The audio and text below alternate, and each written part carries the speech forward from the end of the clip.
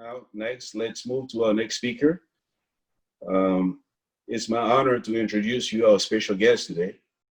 Um, His Excellency Bar.Chukwuemeka Nwajiuba. Excellency Nwajiuba is the Honorable Minister of State for Education for the Federal Republic of Nigeria. He's going to talk to us about the lifelong learning in classroom community. A roadmap for legacy of education for lifelong learning in classroom communities. Your Excellency, Honorable Minister, you have the floor. Good evening from Nigeria. And to say all the other panelists and to the children of our esteemed father and mothers who passed on, Juni and Dr. Menekaya, a great family that had contributed immensely to the development of education and the legal profession around Nigeria, and commend their children for being engaged in the work that their parents brought them up to do. I commend all participants as well and thank them for their time. I will immediately speak about our role in the Ministry of Education and how this will bring some sort of changes in line with the program and projections that the COVID pandemic has brought about, and how we now choose to learn and how the future holds that.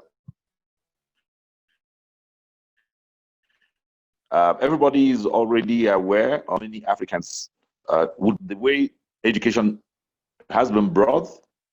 It's essentially Western education. And this penultimate speaker had tried to show that there is indigenous knowledge, and then how Western education has sort of displaced some of that. So there's this formal way of learning, which is not indigenous. That formal training or formal skill set acquisition, which is the product of all education facilitation, is prescribed by owners of these wells. So pre-basic, what called basic, which is elementary, through to post-basic, which is secondary, then to tertiary levels. The Nigerian government seeks to establish a model or a module which teachers can take a child who is brought to them through the gamut of a curriculum fit for a particular subject or what knowledge content. And that is essentially what everybody's been doing over the years. Now, that has always been done in a school, in some sort of building, in some sort of environment that is so sanctioned as. It is also known that people can do home schooling or be trained at home. Amongst us in Nigeria, the majority of people attend schools. However, in Nigeria, schooling is on what we call the concurrent list of our constitution. The constitution of the country recognizes Nigeria as a federation. So unlike many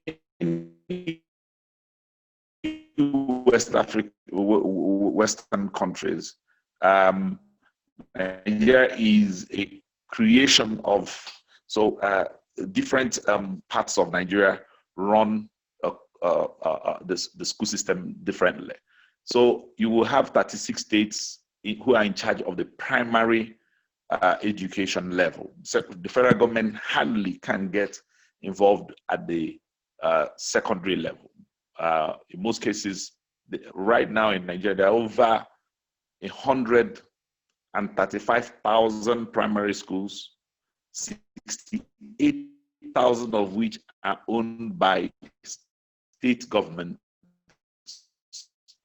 and about 39,000 to 40,000 are owned by, at the secondary level, the federal government only owns 120 now, because we are scaling up secondary schools.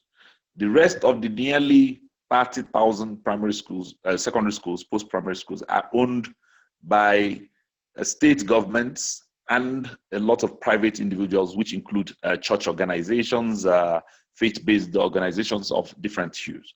So really, the responsibility to delivering education to everybody is not just that of the federal government. It is actually that of almost everybody in Nigeria.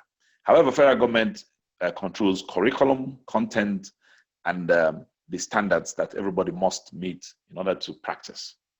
It is in that vein that any disruption would have to be seen, especially in the light of what has happened with COVID. When at the beginning of this engagement, we were introduced to what COVID had done. Not only does it deepen the gap between those who can afford it and those who can't afford proper education, it only exposes even more the dearth of infrastructure that is prevalent in many parts of Africa, especially in Nigeria. Nigeria is a vast country of 98,000 kilometers square, with hardly enough bandwidth that can stretch from outside the places where people are clustered. So in the 774 local governments and 8,800 wards of the country, it is really, really possible that less than 40% are covered by some sort of broadband penetration. So that takes you through the first challenge, which is how to deliver online or any other kind of service that school closure would then entail that you would deliver. The second part of that problem would be devices and platforms. Everything is imported into Nigeria. We are not, we don't control the economy of the world is more or less controlled by the West, because apart from having the technology, they also get to do quantitative easing of their own currency, which African countries cannot afford, because then it is benchmarked against the dollar and you will lose value. So whereas America can continuously print dollar, the rest of the world can't do that. So this exposes them to a limitation as to what they can keep importing, and a limitation. Nigeria would have nearly 22 million students, but it is impossible to find up to 2 million laptops in the country, because all of them must be brought in. And if they are to be brought in, you need to have the currency to do so. And unless we sell oil, which is the only thing they sell, we can't continuously be doing this. So we are limited by the fact that we do not produce the technology, and because we do not have the power to arbitrarily dictate what currency use and pricing. Now, the powers of the world, China and America, are able to do all of that because they have both of that. But however, we also then looked at the third limitation. The third limitation, because electricity is what drives, even when you have bandwidth, even when you have the platform, you still need bandwidth. So you will still need power. So power and a lot of, whether you're going to use terrestrial broadcasting or radios to transmit them, you will still need all of it. So in a nutshell, Nigeria's problems are not just the fact that COVID came in, it just exposes all of this. And that has made it possible for only those who are in urban centers, whose parents are already in the rich, so the gap is really expanded in the way it was pointed out earlier. However, it is the responsibility of government to look at all of these challenges and continue to try to address them.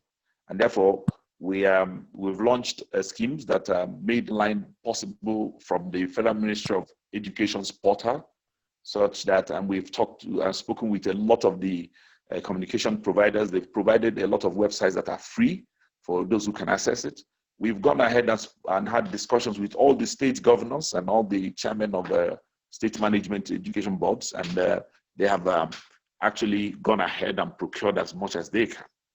But because of all of these limitations, we are now forced to take some quick decisions, some of which include the reopening of our schools for exit classes to take their exit exams so that we can, and in doing that, we've provided some of the COVID guidelines to enable them do all of that.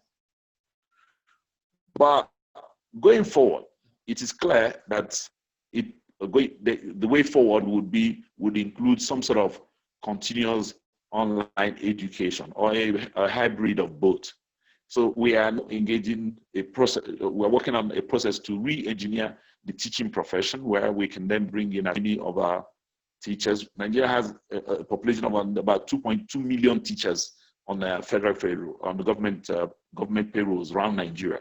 And these teachers who are registered may not all be at par with what the new age will demand. So it becomes the next line, because like you pointed out in your remark, there's a difference between taking somebody to school and be schooled there. So we're also moving to the era where we think the teachers need to be upgraded enough for them to then become the arrowhead of delivering knowledge, so that by the time children leave school, at the point they leave, they'll be skilled persons indeed in the different, whether notional or logical or in every way that they can possibly be, and be able to serve the needs of our manpower demands as we go ahead.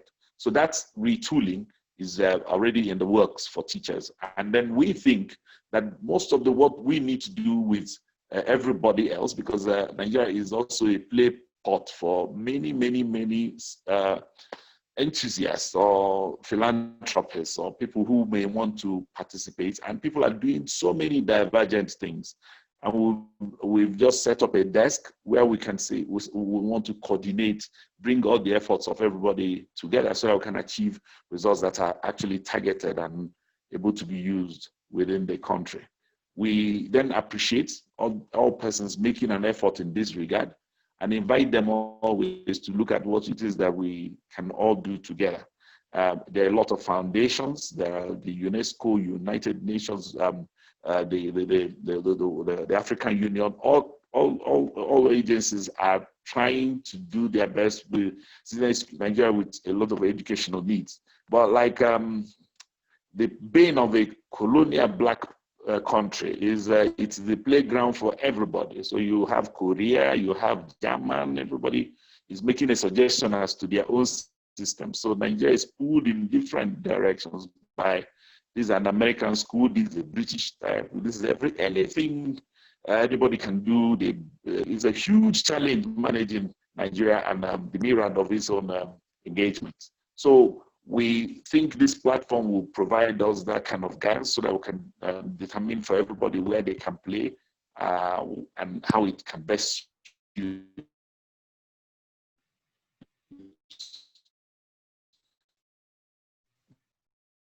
Nigeria's own developmental goals so that the world can benefit from how I'm going to keep listening to all the fundraising. We close this before then, so I can take minutes from what has been discussed, and if there are guidance that the federal government can be provided with, we'll be very, very glad to have your inputs and help. On this note, I want to thank the organizers again and my favored Makanaka family, and wish you all the best, and ask that all who are participating, please.